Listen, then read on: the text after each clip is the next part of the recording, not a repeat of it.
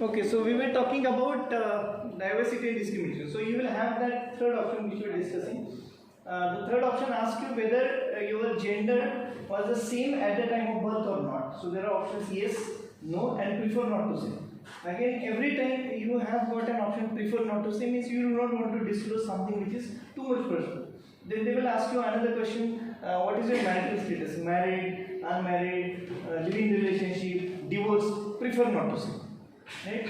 Then your ethnic background, maybe Asian Indian, then Asian Pakistani, Asian Bangladeshi, then European UK, European Scotland, like that. So you will have always a drop down menu, and again prefer not to mention. Right? Then there would be your religious belief, then all the religions which you have been seen in your module number 1, Christianity, Islamism, Hinduism, so all that list will come. Then whether you are disabled or not, disabled, again if you click on disabled, list will come, which you prefer to say you are disabled in which particular area, or if not disabled, again prefer not to say. That prefer not to say word is related directly to the discrimination. That means if you are applying somewhere in some place and you should get selected, so there shouldn't be any partiality in getting you selected. So therefore all the foreign companies, wherever, all the MNCs for that matter, whenever they want to select you, they will always have got this kind of questionnaire which will make you assured that we are not making any kind of discrimination, whether you are male or female, whether you are coming from say far off distances. Talking about Mumbai, if suppose somebody is staying in Navi Mumbai Vashi, which I know is on Mumbai Pune road, and my company is somewhere in this area, maybe Dadar or maybe it's on this side, Borivali. I think those are two opposite ends. So if I am interviewing you and then if I ask you where do you stay, most of the company will not ask you this question. Where is your residence? Because the moment you tell me that I am staying in Vashi and my company is in Dadar, I will have my impression change immediately that since you are staying in Vashi and you have to take somewhere around 1.5 to 2 hours every day to come to reach here, there is every possibility that you will either leave early my company or you will have a lot of absenteeism. That thinking is likely to come in my mind. To avoid that, no company will be asking you where do you stay. But so, yeah. I have given some interviews in which they have asked this specifically where do you stay, because they wanted to know distance, how much time. So that's what this discrimination says, that question should not be asked. Yeah. Because it is talking about something which will make a negative impression about you for no reason. See, staying somewhere 20, 25 kilometers, 30 kilometers from the workplaces was never your choice. You might be staying there by your birth. You never know that you were supposed to go and work in this particular place. So ideally, they should not ask you, because that will immediately turn into a possibility of creating a discrimination of not selecting you, irrespective of whether your selection interview is very excellent, you had high scores in written test. But only because of that your address is likely to make discriminated. So ideally or ethically, companies should not be asking all such kind of questions. So most of the MNCs, they try to follow these diversity, or they also call it as inclusiveness. So they should be able to include anybody who would like to work with that company, any gender, any marital status, any religious belief, any ethnic background, they should be able to apply. And they will very clearly mention that this information we are taking it from you only from demographic point of view. In research methodology subject you have in this semester, or you have. So there you must have known this concept of demography. So demography is the profile of the respondent, maybe age, then maybe salary range, then maybe this, as whatever heads I have told you. So that you, for doing a data analysis, that comparative statement should be used. But otherwise, for making any selection, for promoting you, for appointing you in a particular position, there should not be any discrimination. Everybody and anybody should be able to get a fair, equal chance to fill up that particular position. So that is what ethically the company should be following. So there should be discrimination not at all being done for any positions. That's ethically to be done in HR. So as you can read it here, age, disability, equal pay, gender for harassment, national religion, whether you're pregnant or not, race, color, religion, retaliation, sex, etc. So there are cases where the people are not being accepted on the job because they did this kind of a discrimination. So ideally, ethically, no company should make any such kind of discrimination. Right? Going ahead with next part. Okay, marketing and other areas. This is applicable to all the specializations, in fact, because it is something to do with the individual. All the social media, personal behavior in social media outside of work hours, that matters. Though we or people might say what you have to do, it is my personal life. Yes, sir.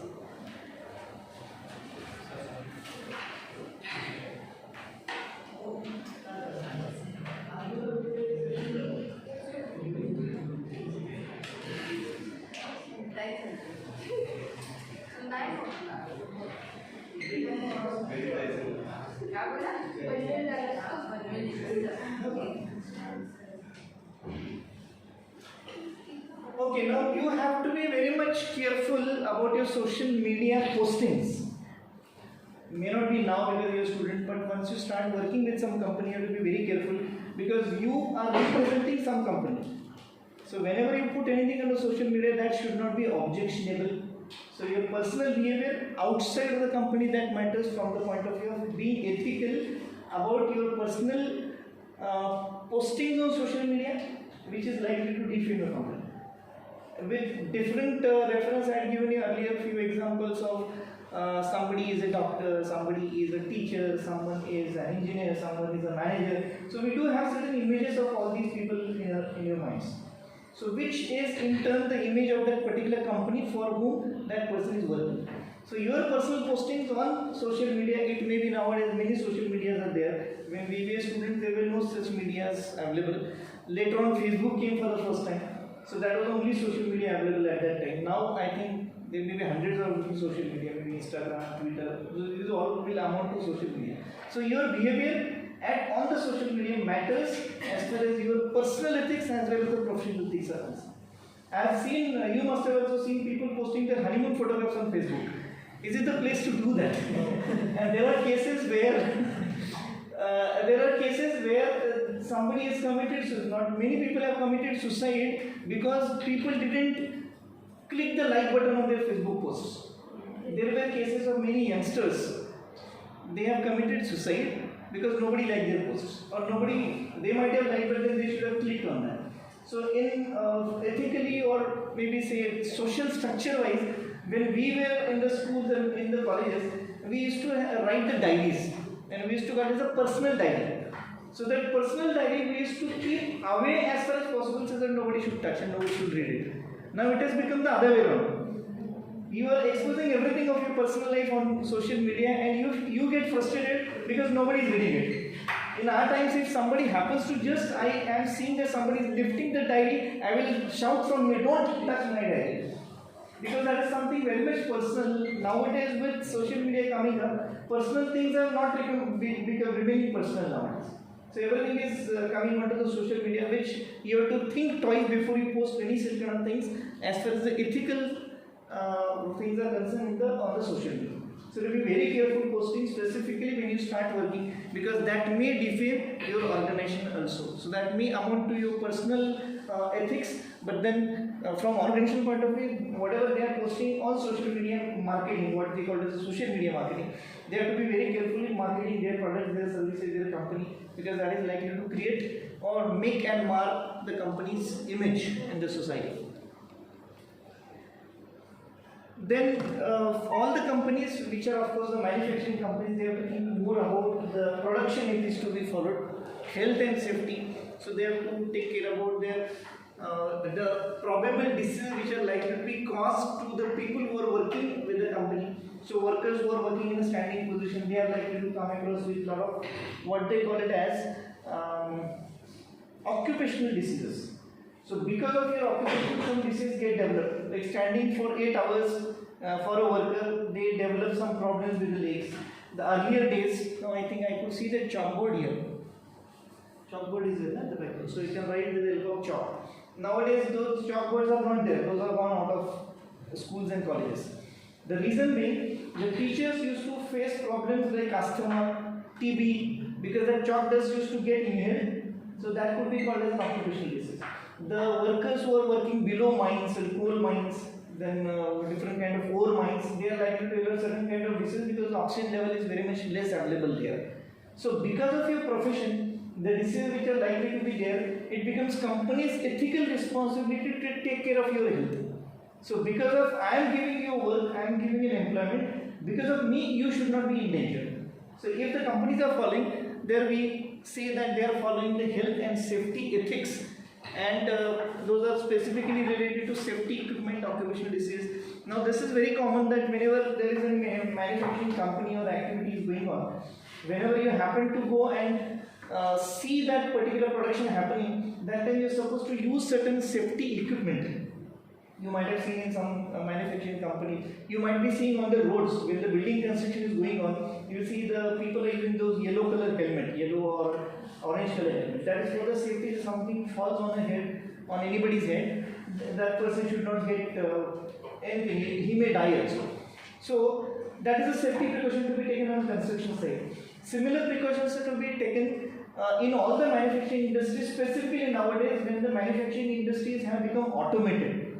And most of the earlier typical manufacturing industries now have become automated. They are using either robotics or automated machineries. Typically, production we call as CAD/CAM manufacturing, computer-aided design and computer-aided manufacturing. So everything happens with the help of computers. So you have to prepare a drawing and enter into a software called as CAD. Some of you may be knowing. And the machine will operate according to that drawing which is fed to the computer. So there is no human being working in front of a machine. Rather, all the machines are properly fenced, just like a fencing which you have for your home. So there is a fabricated fencing and very clear boards are there. No human being is allowed to enter beyond this particular line. Then all the manufacturing plants, you will see those red, yellow color bands are there on the floor. So very clearly mentioned, material movement only, no human movement allowed in this belt. So you are not supposed to walk in that area, even if you may be a CEO of the company. He is also not allowed to walk. Even if CEO wants to visit a manufacturing place or a production process going on, he is also supposed to follow all the safety precautions. Wearing helmets, wearing safety shoes, wearing hand gloves if suppose it's a chemical manufacturing company. Wearing hand gloves is very much compulsory when they are mixing the chemicals with the hands. Then there are different fumes coming up, so wearing mask is very much mandatory. You might have seen the welding work going on, so they have to hold or wear some welding goggles which will prevent your eyes from that sparking arcs which are created because of welding process. So whenever there is any manufacturing process which is likely to put you in danger, it becomes your responsibility as an individual, but more than that, it becomes ethical responsibility of the company to make you sure that you are very much safe. Say there is a company called as Thermax, you may be knowing, which is a boiler manufacturing company. So at any given point of time, you happen to go around the boiler, the temperature is somewhere around 50 plus degrees centigrade. So whenever you are moving around in that space, you are supposed to wear a separate dress which is called as a fire apron. You must be wearing so that the fire doesn't affect you.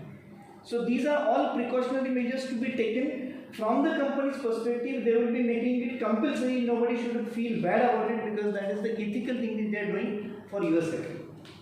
And there are cases which I have seen, and we have visited one of the Godrej plant. They manufacture washing machines. So there were a plant somewhere near Satara. So we had visited there. And on that day, some general manager of some production, he was guiding us. So he was just walking in. The watchman there or the worker there, he stopped general manager, you have to wear the shoes please. So even the lower level worker can say this because it is the company's policy to take care of the safety of every individual. And as I very rightly said, even if you are a CEO of the company, you cannot say I am a CEO, I can walk like that without safety shoes. So then company will not allow. The policies are such that your safety is our responsibility, and that is ethical policy. Then environmental responsibility is one which you have already seen in the Coca-Cola case. So when they started with the plant in Sri Lanka, they had some chemicals which were dangerous. It has thrown some negative effects on the Sri Lankan citizens. So they have to take the remedial actions because that was related to the environmental pollution. Now when we talk about environmental responsibility, now since it is tide today, so water has come on this side. Last month when I had come here, it was a ebb.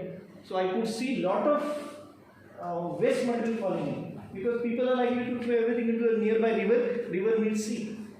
And there are a lot of effluents which are coming out of sea which are dangerous to the people who are staying near the coastal region. Not only of sea but of the rivers.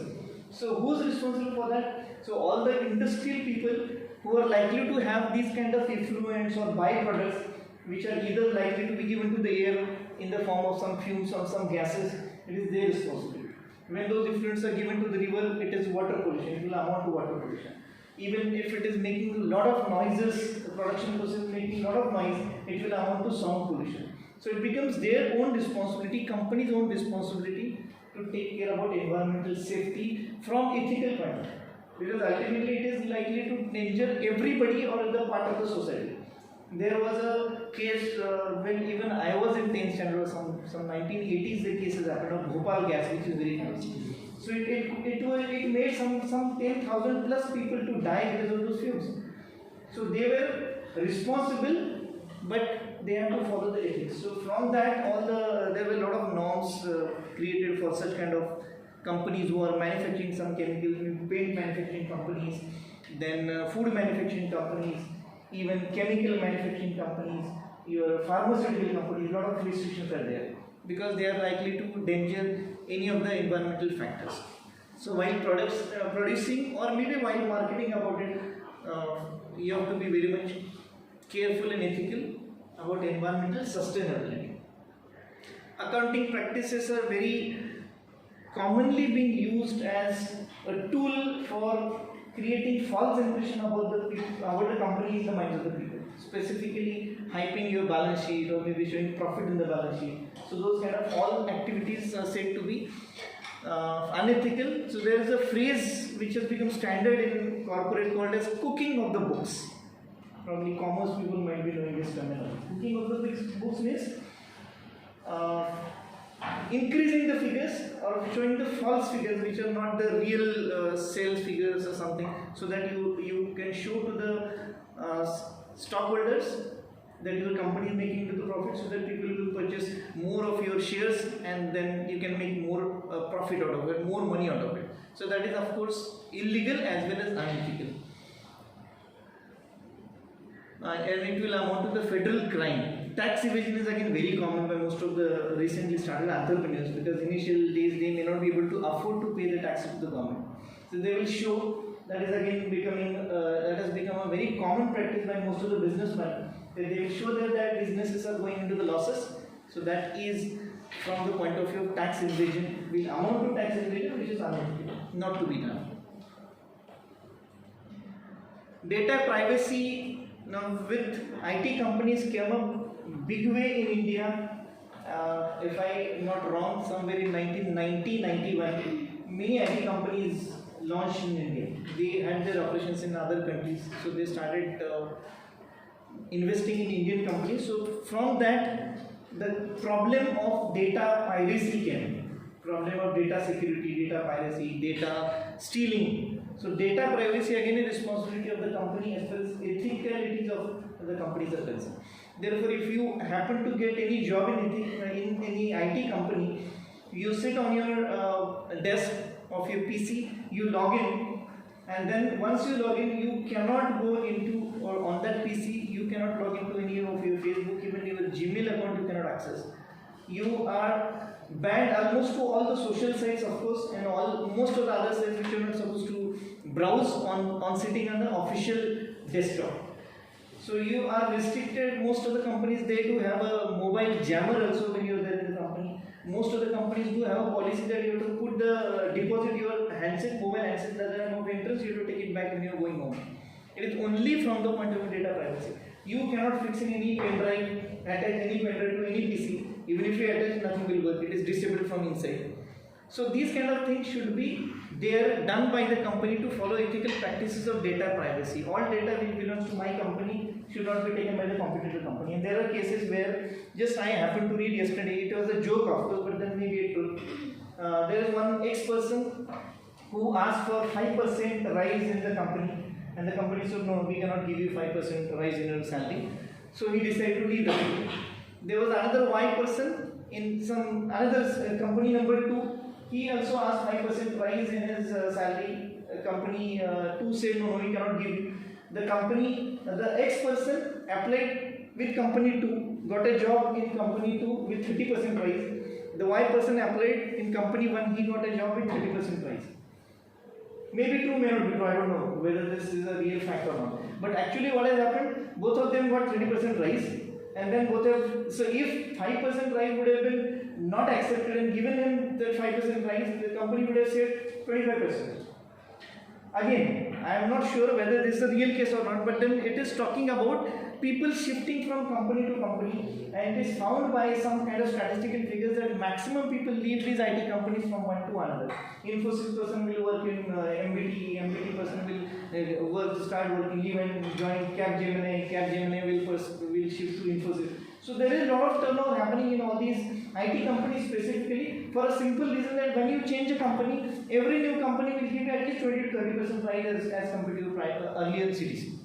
And for that people will change the company. In that case, the ethicality of individual person is at question. How far you will be honest, how far you will be integrated with your company. So people are not believing, the companies will not believe you, how far you are ethical as far as the data is concerned. So data privacy has been taken care as an ethical issue by the companies, and they are very much careful about it.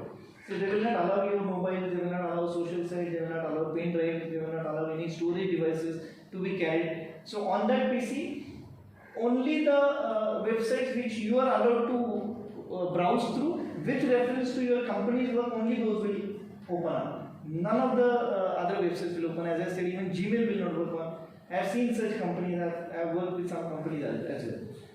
No, nothing is allowed to browse. It is only from the point of view of data privacy, which should not be pilfered by the people who are working for the company. So that is to be followed by the companies from ethical perspective. And all other departments should be following, nepotism. This nepotism, there was a video by Sonu Nigam few days before, and he has made a mention that there is a lot of nepotism happening in an entertainment industry. That means the Khan's son will get promoted, Kapoor's son will get promoted, Kapoor's son's son will get promoted. So those kind of things are happening in the entertainment industry, and so newcomer or the person who doesn't belong to that particular family is not allowed to get or enter into that. So that is nepotism. It means in simple terms it is a favoritism. So if you are a manager, top-notch manager, higher level manager, then when recruitment happens, you will tell to your friend, maybe you will tell to your relative that this kind of recruitment is likely to be there. So why don't you apply? I am going to be the decision maker, so you apply and I will take you out. These kind of things are happening in the industry. So what Tatas have done to avoid this nepotism, they have policy of internal recruitment. So most of the times you will rarely come across Tata's advertisement in newspaper. So if Tatas know that there are some 10 engineer positions to be filled in, they will ask first their internal people that do you know anybody who is an engineer who is eligible for this particular position, bring him. So that instead of you doing nepotism, instead of you favoring somebody, the policy itself is made that I will not allow you to do a favor, rather I will ask you that if you know somebody, recommend him to us. Provided if it fits in the criteria, then we will select him. But still, most of the Tata companies, the recruitment is from within, inside. First, they will do the recruitment based on a promotion. As far as possible, they will not take the people from outside sitting on your head directly. Usually, you will not like to work with the person. Suppose you are working with a company, the earlier example which I had given. You are working with a company for 12 years, and their senior boss comes from outside who recently had joined, and he is controlling you now. So your loyalty with that company is a question mark, that when I am eligible to hold that position, why this person is brought in from outside and put him on my head. So Tatas have got a very clear-cut policy of internal promotion first and then internal recruitment to avoid something called as nepotism, favoritism, and that is to be ethically avoided by the company so that those kind of things will not happen. This should have been here after this. So there is one more about production of course, and all the departments. So theft should be prevented ethically. There was again one joke which was of course in Marathi. The mother is shouting at a child that why do you steal erasers and pencils from your classmates? Your father is already getting from his office. So whether it is ethical, that question comes here. So no theft should be allowed, whichever department is possible. But it has been found that in material inventory, there are a lot of cases of theft, so that should be avoided, and there should be some policy of maybe either severe punishment or maybe stopping promotions or maybe suspending that person or if required dismissal to avoid theft cases and to follow the ethical practices.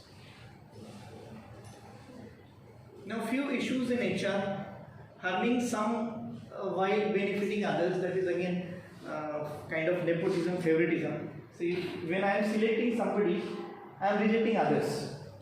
In HR, you will learn later, it is said that selection is a negative process. Selection is a negative process.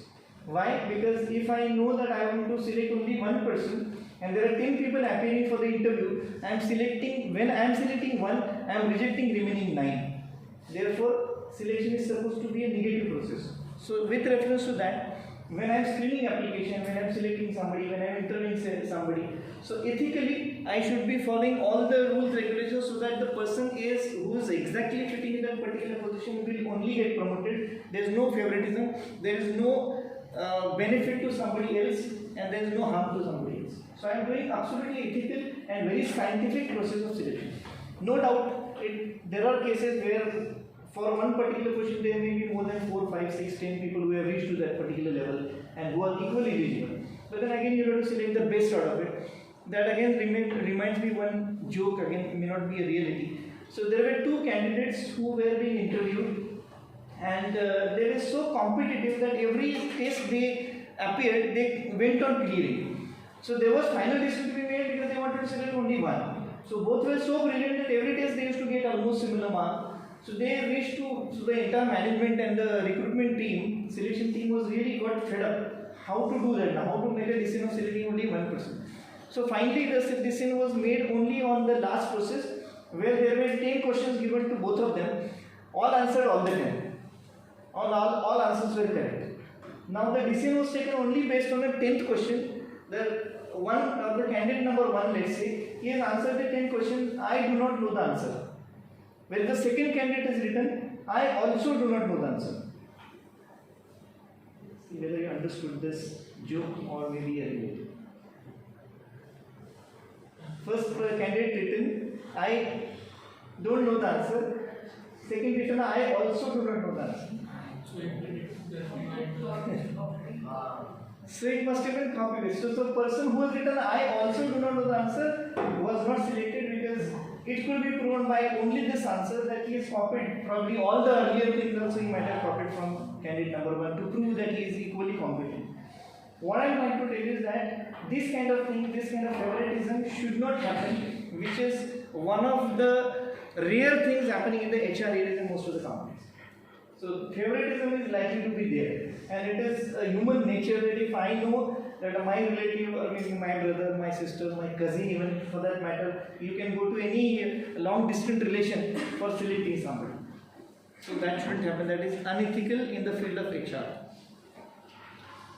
Equal opportunity, we have discussed a lot about ethnicity, gender, sexual orientation, race, religion, disability, etc. So there should be equal opportunity given to everybody. There are a few companies who will ask this question, do you consider yourself a disabled person? As I said, yes, no, prefer not to answer. So if you click on yes, it will ask you some other question, that whether you have got a disability in your legs or any part of the limbs or eyes or ears, whatever. So you have to write all the details. And then they will ask you one more question, that would you like to be considered under disabled category person? Because disabled category persons are always to be given some additional favors or additional benefits, and you as an individual are very, what I would say, the person who thinks that I should not be treated as a disabled person, I should be treated at par with all others. So you would not like yourself to be treated disabled person, so you click on that no. I don't want to be treated as a disabled person, let me be treated as a common or normal person like others. So that it is you who wants not to be treated differently because you are disabled. So companies also should have or should not be making any kind of discrimination that because you are disabled we will give you different treatment. So we do have schools of differently able, they call it differently able students nowadays. Somebody who's deaf, somebody who's blind, somebody who's paralyzed. So we do have separate schools, but nowadays schools have started admitting even those students in the normal schools for the same reason, that equal opportunity should be given to the person. He may be disabled, he may be having certain weaknesses, he may be weak in certain parts of the body, doesn't matter. He should be given equal treatment and he should be treated equally. An equal opportunity of employment, of promotion, of getting a job should be given to anybody, irrespective of any of these things. You should not make any distinction on ethnicity, on gender, sexual orientation, etc. Privacy, I have already mentioned about this. You should not be discussing ideally, ethically, any private matters. Nobody should be asking you the questions whether you are married or not, how many children do you have, what is your husband doing. Companies are not supposed to ask you this question. Because again, it is likely to create some impression about you. If your husband is okay, is a general manager in an IT company, then why do you need a job? That is the next likely question to come.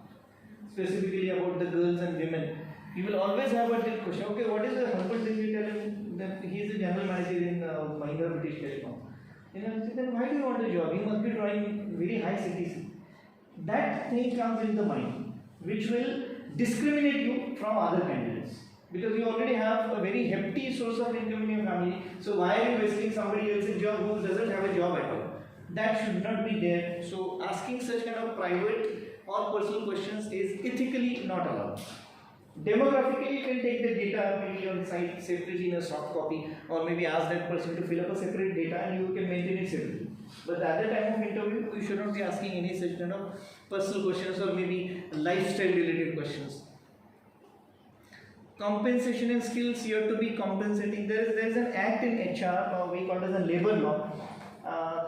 One of the labor law is named as Minimum Wages Act. Minimum Wages Act means what is the minimum amount of wage, means wages usually paid daily or weekly. So the people who work on construction or maybe roadside work, they are paid every day in the evening or maybe on Saturday evening. So all such people who are said to be blue collar worker, they are paid either every day or weekly. So those people are what to said to get wages, whereas people like you and me who are said to be white collar workers will get the salaries after the month. So Minimum Wages Act talks about those people who are either working on the sites, roads, on work, construction site, or any such kind of work which is called as unskilled, semi-skilled, or skilled work. So there are three different categories made in the workers: unskilled, semi-skilled, and skilled workers. So the people who wash these floors or maybe clean the toilets, those will be coming under unskilled. That probably doesn't require any kind of a very high-notch skill asset. Then I'll give you another example which will make it clear. You might have been seeing the construction going on at many places. Even if you might not have gone to the building where the construction, while walking outside, you might have seen construction going on. So these walls, if you see, these walls are plastered. So you might have seen that the person takes something, some concrete mix, and then he throws on the wall and he just levels it. So that concrete is made up of cement, then sand, and there is some bigger size stone which is called as a coarse aggregate. I am not going into technical details. So we have to prepare the concrete. So somebody who brings stones, then brings cement, carries the cement from one place to another place, then somebody who carries the sand from one place to another place, he doesn't require any kind of skill. He is supposed to only put it in that gamela or that pot which they are carrying, carry it on the head, take it from that end and put it here. So they will make a heap of sand, make a heap of boulders, and then they will put cement into it. So the person who is bringing, or all those persons who are bringing this, those are said to be unskilled workers, which is very simple to understand. Then there will be some person standing there, he will pour the water into it, and you might have seen he will mix that with the help of that spade. So that person is required to be having some knowledge as compared to this unskilled people who are carrying. So you need to have the knowledge how much water is to be added. If it has become too much liquid, then he will have to add cement more. If it has become too much stiff, he will have to add water more. So some kind of skill is required, so that person is called as semi-skilled, who will mix that concrete. And the person who will do the actual plastering, it requires a lot of skill. That wall should be exactly in level, so you should be able to understand how to get that in level. He is called as a skilled worker. So all these three categories, the Act, Minimum Wages Act specifies that how much amount of money to be paid to unskilled worker, semi-skilled and skilled worker.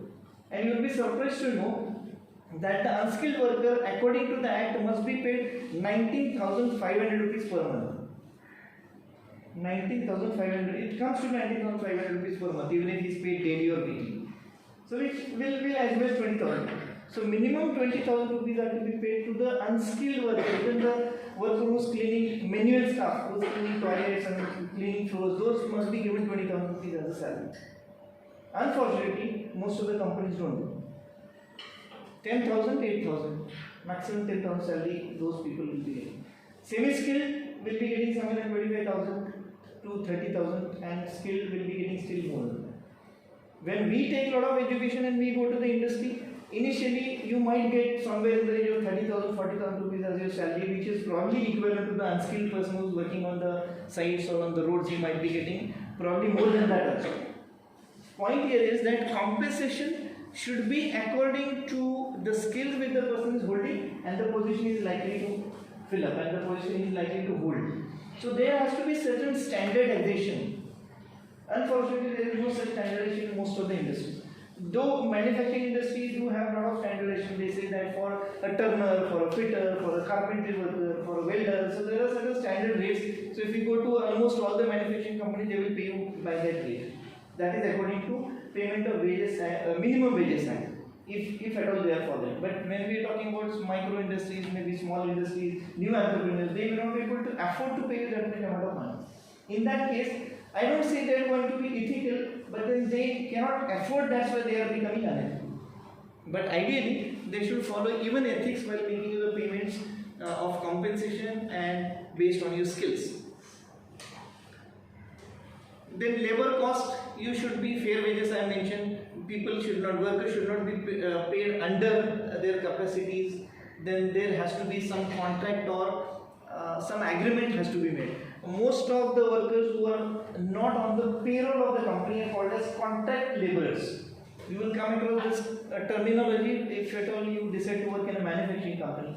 Most of the manufacturing companies, they do not have all the workers seem to be working in the manufacturing plant on the roll of a company. Means they are not the employees of the company, they are employees of some external contractor who will make those employees to work for that particular shift hours, and that contractors will pay to those workers.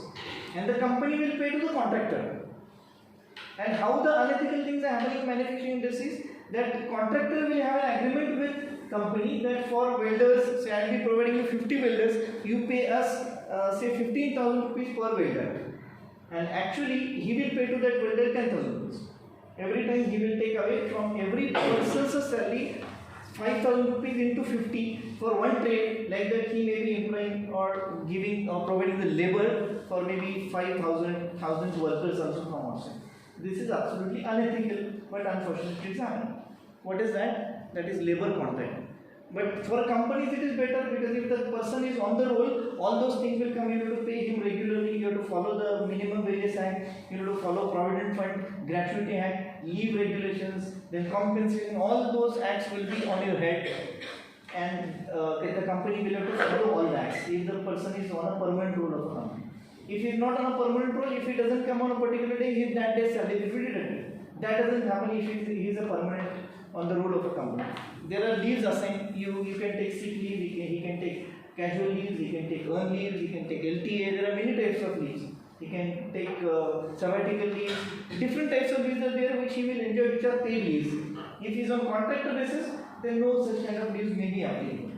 So to avoid such kind of litigations or legal actions to be followed, the companies will try to save on the labor cost by outsourcing or contract, which is unfortunately very much unethical, which shouldn't be done, but unfortunately it is being done.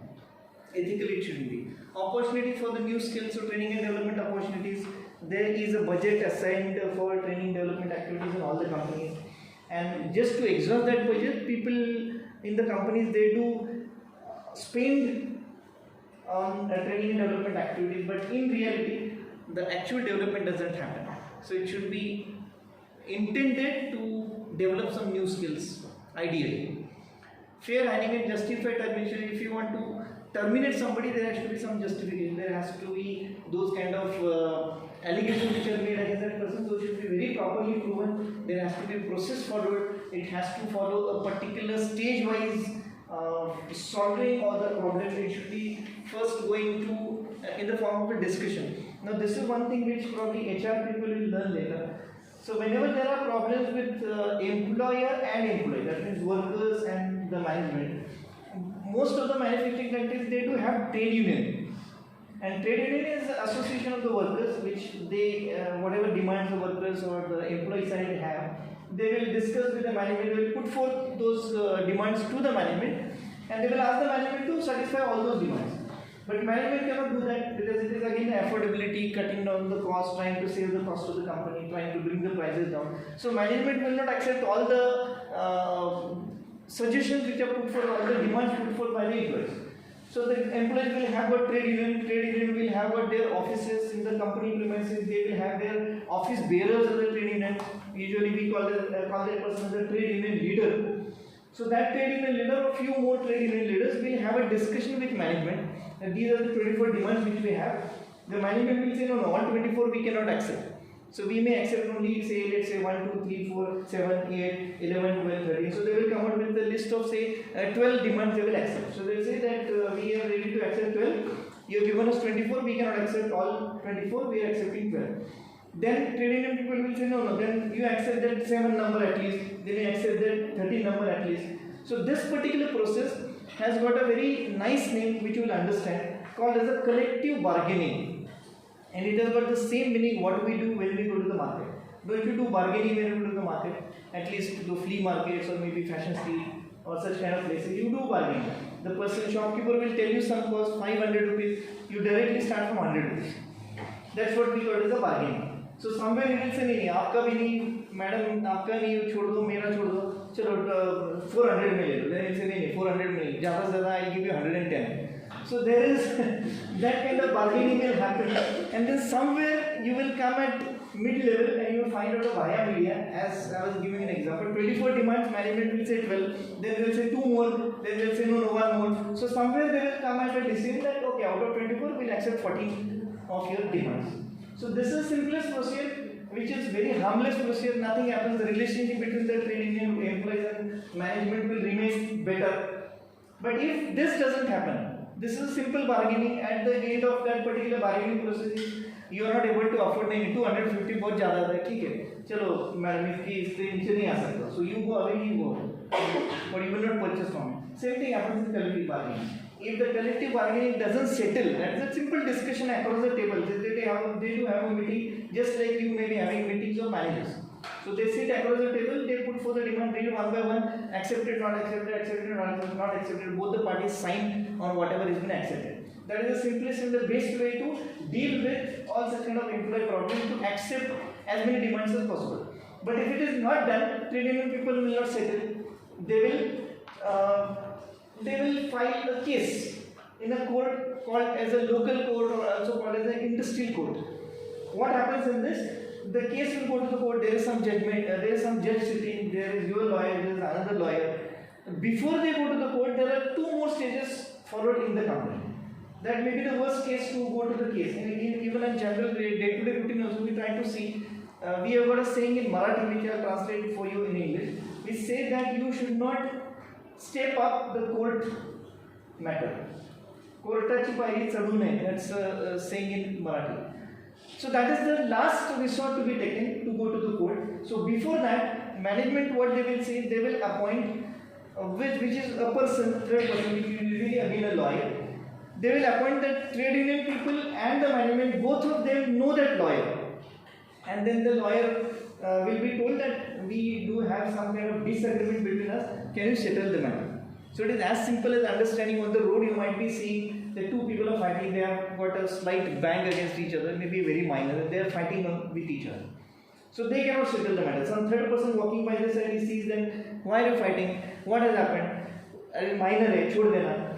So that third person will try to settle the matter between the two parties fighting. Here one side is employee and another side is management. So the 2 parties are fighting. Some third advocate called as a conciliator, that is the interview. So this conciliator will try to settle down the matter, and then both the parties are expected to settle, listen to conciliator.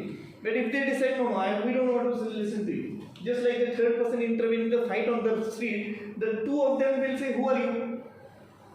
Then don't fight in between, don't fall us in between. So that person has got no say. He will say, "Aapko jo karna hai karo.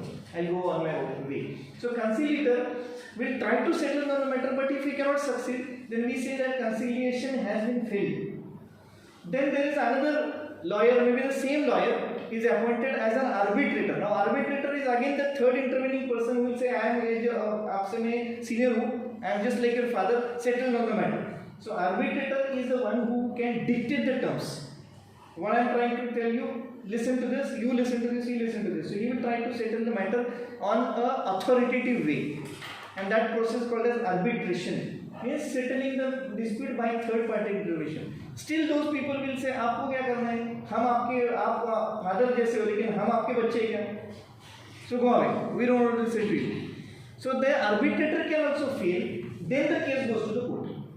First it will go to local court, district court. Then it will go to labor tribunal. It's called as or industrial tribunal. So related to that particular industry, the case will go to the court, and then it will go to state court, and then it will go to the Supreme Court. That is the process.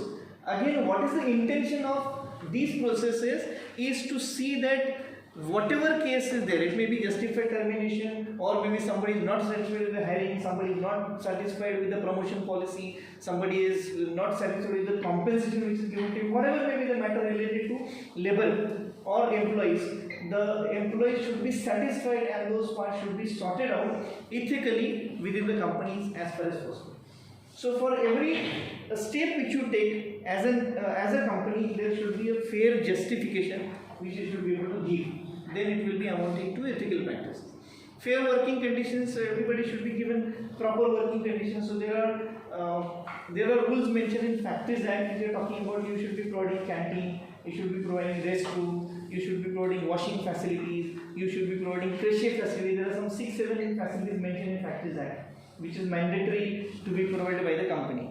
So whatever working conditions are mandatory, those must be provided. Over and above that, you can always do what they call as non-mandatory welfare facilities, which are not compulsory by law. So these all will be amounting to following ethical practices or issues in HR. You can let me know when it is 12 o'clock. It's 12 o'clock? Just will take 2 more slides. This is the case after POSH has invented. Now POSH, after POSH the cases have started coming down. These are the cases, rape cases reported from 2005 to 2020. Last 2 years data I couldn't get. This will directly amount to dilemma. These are the ethical issues which we already discussed. Employee responsibility, plans, performance appraisal is one of the ethical issues. The companies where you will be entering are said to be the performance oriented companies. They have the principle that you perform or you do the company, perform operation. So performance appraisal matters. IT companies, they have got performance appraisal after 3 months, 6 months. Most of the manufacturing industry, they do have annually. But once in a year, you have to have performance appraisal. That has to be absolutely transparent. So performance appraisal department in HR is the strongest department, because they are the ones who will design the performance appraisal system. Every designation will have a different performance appraisal system. The process which is followed for your performance appraisal as a junior manager and the performance appraisal of CEO will not be the same, because the kind of duties, responsibilities which you will be handling, those are totally going to be different. You cannot be having the same performance appraisal form as it is given to a worker, because the type of work which you are doing is going to be totally different. So accordingly, those are to be designed and those are to be very much transparent. Performance appraisal first principle says that whenever you are appraising somebody, you have to tell that person that these are the parameters on which I will be assessing you. It is as simple as taking your examination and I will be telling you that first question is for 10 marks. Out of these 10 marks, I will be giving you 2 marks for definition, then 4 marks for explanation and 4 marks for justification of the best answer. So I am telling you that how these 10 marks will be divided. So that is what performance appraisal says, that if I am appraising you and I am likely to give you the grades from A to A plus, A double plus, O outstanding. So on what basis, what is the difference between A plus and A double plus? That must be very clearly communicated to the appraisee, the person who is to be appraised. So those are ethics of performance appraisal. Privacy issues we discussed. Restructuring layoff we have discussed. Employment issues are all related to the problems of employment. Safety health we discussed. Race and disability discussed in detail. So these are all ethical issues in HR. We shall continue for around half an hour to 1 hour in the second half, and then in the last 2 hours we will play that simple game to make all these ethics understood properly. Okay.